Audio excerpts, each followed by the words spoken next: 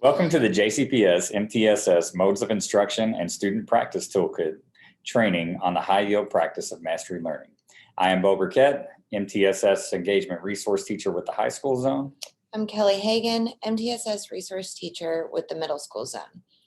Please take a moment to type the case-sensitive bit.ly into your web browser. This will allow you to access all of the links for the activities and resources offered throughout the presentation.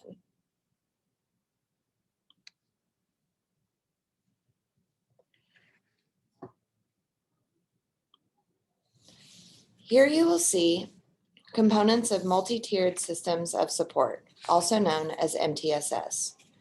As you can see, the multiple levels of support which MTSS provides for all learners easily aligns with our district's 6 systems for students. MTSS addresses academic, social, emotional, and behavioral development. It focuses on overall school improvement that is sustainable. This presentation encompasses several components, but most notably teacher support through resources that can be used to accelerate student learning to be used during instruction as well as teacher professional development. This concept map shows a visual of the departments in JCPS within MTSS. The MTSS Academic Department provides teachers with Tier 2 and Tier 3 intervention and academic support. This department is led by Donna Lawson. The MTSS Behavior Department, led by Sandra Hensel, supports schools in implementing school-wide behavior systems and frameworks, which includes PBIS and restorative practices. The goal of our department, the MTSS Engagement Department, is to increase student achievement by equipping teachers with high-yield pedagogical practices to maximize student engagement. This department is led by Dr. Naomi Brahim. The point of contact for each department is located within the concept map. 6 toolkits were created to provide resources for Tier 1 instructional practices to increase student engagement and reduce student behaviors. Here are the 6 MTSS toolkits. The website is linked on the image.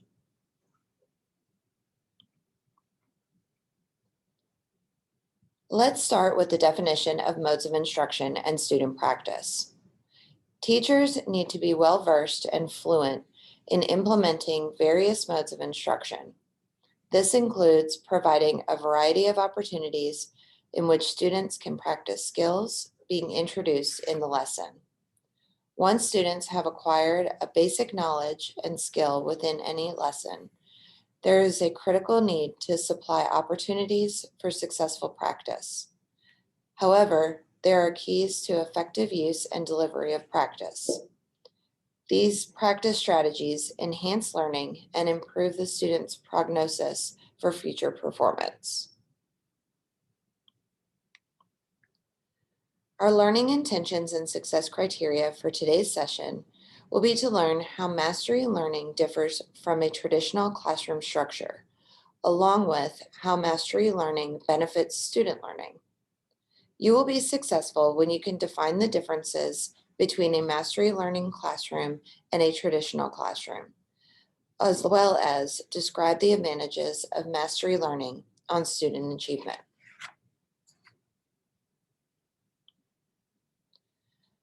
The success criteria for this high-yield practice is students utilizing continuous formative feedback through small instructional units while giving opportunities to deconstruct previous skills.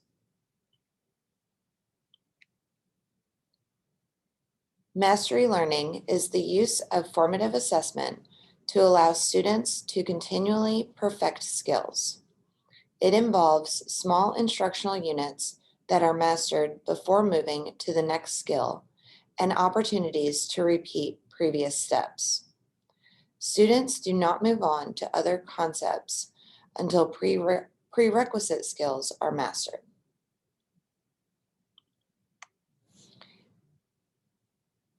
Here we will watch a short video to explore how mastery learning differs from a traditional classroom structure.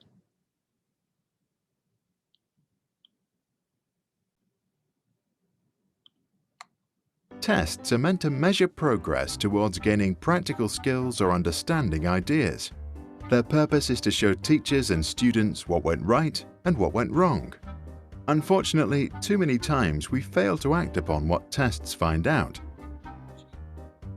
Instead of fixing the gaps that tests identify, students are pushed through the school system with poor test results and bad grades. The problem is that if we fail to fill these gaps, school can become years of boredom, and potentially clever kids might lose faith in their own abilities. Most multiple-choice tests, for example, are designed to reward guessing instead of precision and honesty. They do not give us the option to not know, with terrible consequences. After the test has been taken, both teachers and students won't know whether the student got it or just guessed it right. This sends the wrong signal, and we miss the opportunity to fill knowledge gaps. Mastery learning, an educational philosophy first proposed by Benjamin Bloom in 1968, offers a solution. Under mastery learning, students must achieve a level of excellence, which could be 90% on a maths test, before moving forward. If students do not achieve mastery on the test, they go back to study and then get tested again. This cycle continues until the student gets it right. Only then may they move on to learn the next thing. In 2011, the Khan Academy, a non-profit organization, and the Los Altos School District showed that great things happen if math students advance only if they fully understand a concept. 6 months into the experiment of passing only students that fully mastered a concept, the number of advanced math students doubled, and 6% of the weakest group joined those at the very top. What do you think? Does it make sense to teach a student who doesn't understand 8 times 3 equals 24 how 1/6 of 24 equals 4? It's almost like saying, you don't know how to swim in a pool? What the heck? Try and jump into that river. Enlighten us with your perspective or share relevant links on this topic in the comments below.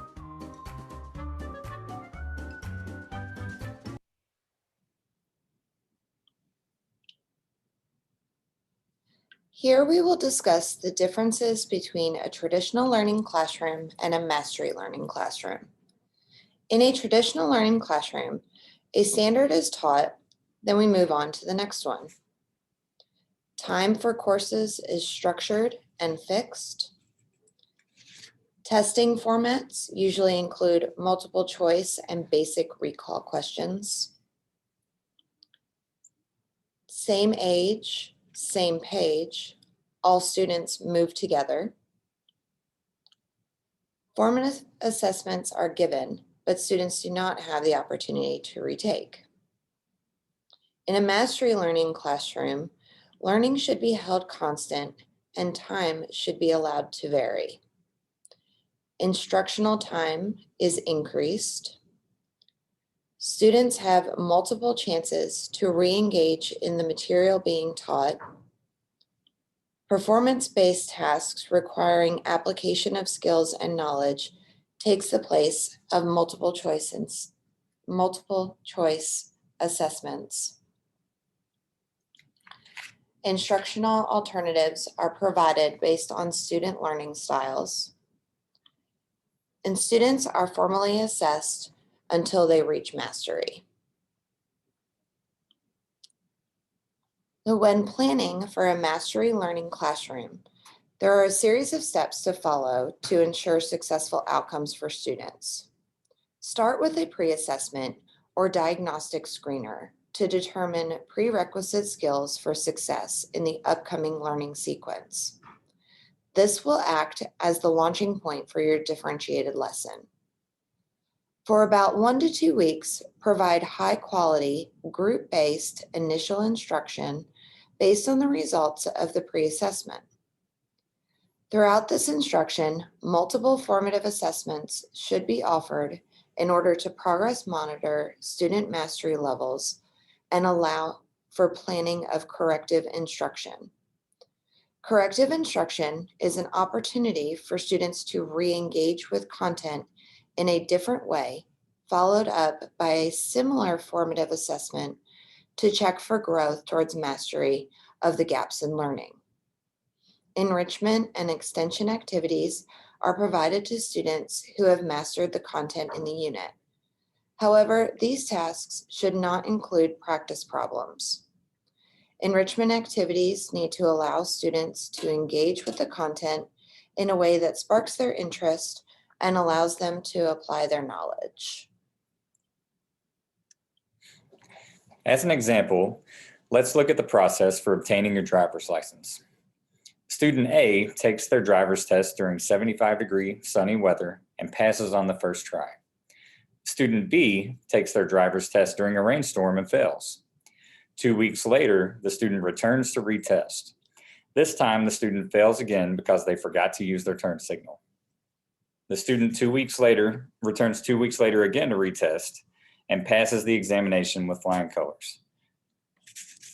So, how does this situation relate to student mastery or mastery learning?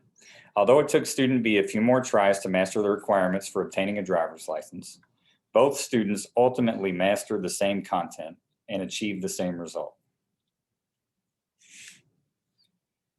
In this TED Talk, Sal Khan illustrates how mastery learning helps students build a growth mindset, develop grit and perseverance, take agency over their learning, and ultimately deepen their understanding of the material being taught.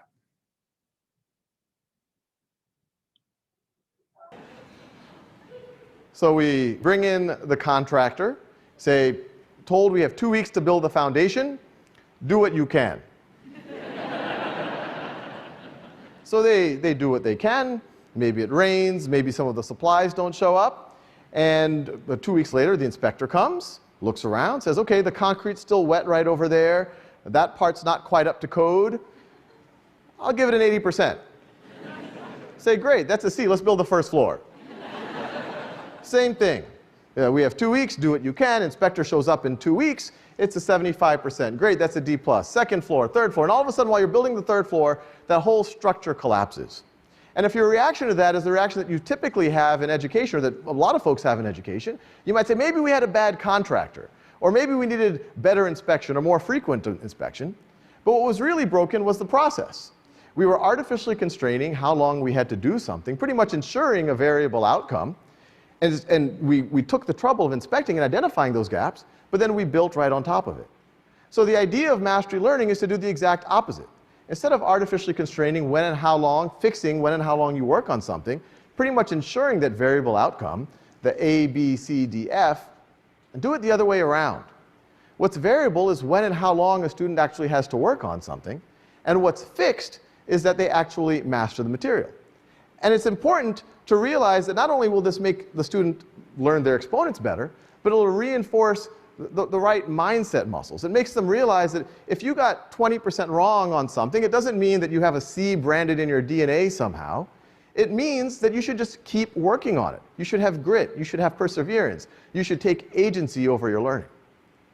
Now, a lot of skeptics might say, well, hey, this is all great. Philosophically, this whole idea of mastery-based learning and its connection to mindset, students taking agency over their learning, makes a lot of sense, but it seems impractical. To actually do it with students, it seems like every student would be on their own track. They would have to be personalized. You would have to have private tutors. You would have to work worksheets for every student. And there were experiments. These aren't new ideas. There were experiments in Winnetka, Illinois, 100 years ago, where they did mastery-based learning.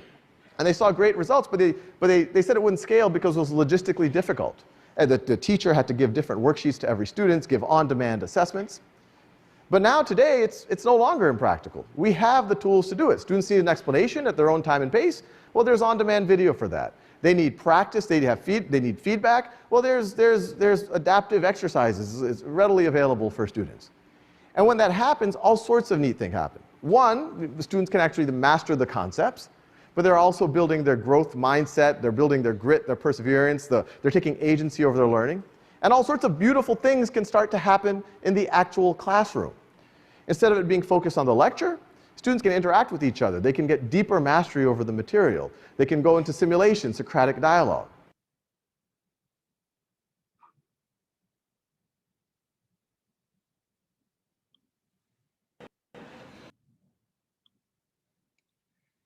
Notice the difference between a traditional teaching structure and mastery learning.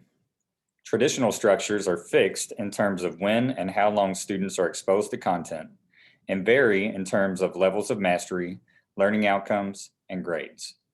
In contrast, the length of time and how long students are exposed to content varies with mastery learning. However, the mastery of the content is guaranteed.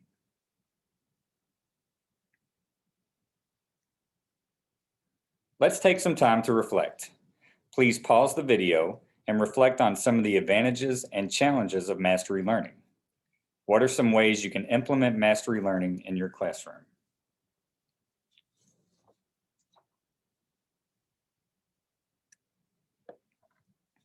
Mastery learning has several advantages. One, it helps to prevent gaps in learning. This can be reinforced through progress monitoring. Two, students can learn at their own pace and take agency in their learning. And three, by attempting a task over and over again until it is mastered, students learn to develop a growth mindset. As for potential challenges, time, the amount of standards that need to be taught, and providing extensions to students who have mastered content can all represent difficult barriers to overcome. However, with careful planning and execution, these barriers can be removed and students can take advantage of the benefits of mastery learning. As always, with any HYP or strategy we use, we have to take into account culturally responsive, ECE, and deeper learning considerations.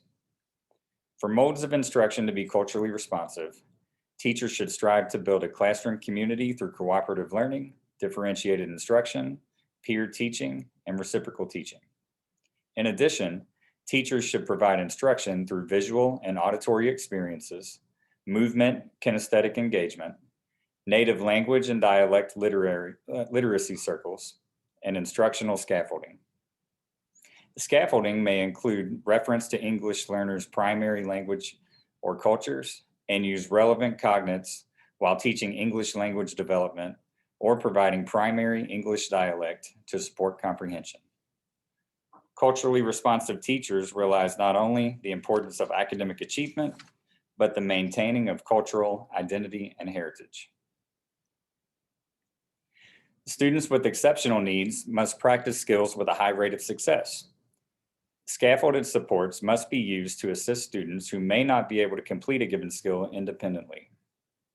These supports should be systematically faded when they are no longer needed. Allowing students to practice the use of metacognitive strategies will increase the likelihood of students selecting the correct strategy in future problem solving, and opportunities for frequent practice are needed for students with exceptional needs to become fluent in a given skill.